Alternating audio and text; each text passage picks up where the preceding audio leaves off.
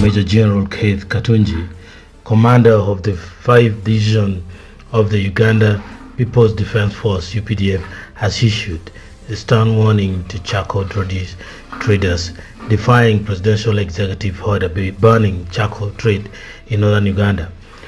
This caution came during a meeting held at the 103 Infantry Battalion headquarters, where 10 vehicles impounded for illegal charcoal transport were formally handed over.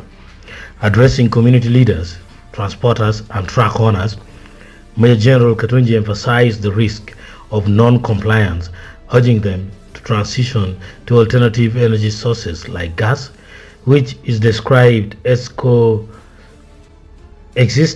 with environment and cost-effective. He also warned border riders against using unauthorized routes to smuggle charcoal into Lagos City, noting that violators will face legal repercussions.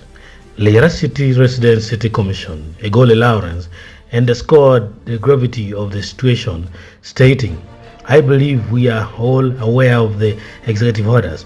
Let this be a lesson that one day these impounded trucks will be auctioned to send a clear message."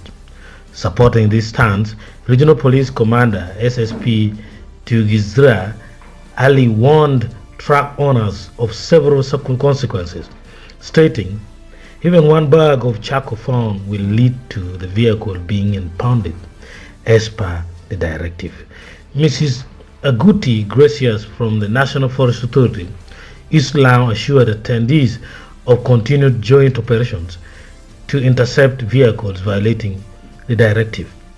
The meeting, attended by senior UPDF officers and local transport stakeholders, served as a clear reminder of the government's unwavering stance on protecting northern Uganda's environment and enforcing the presidential ban.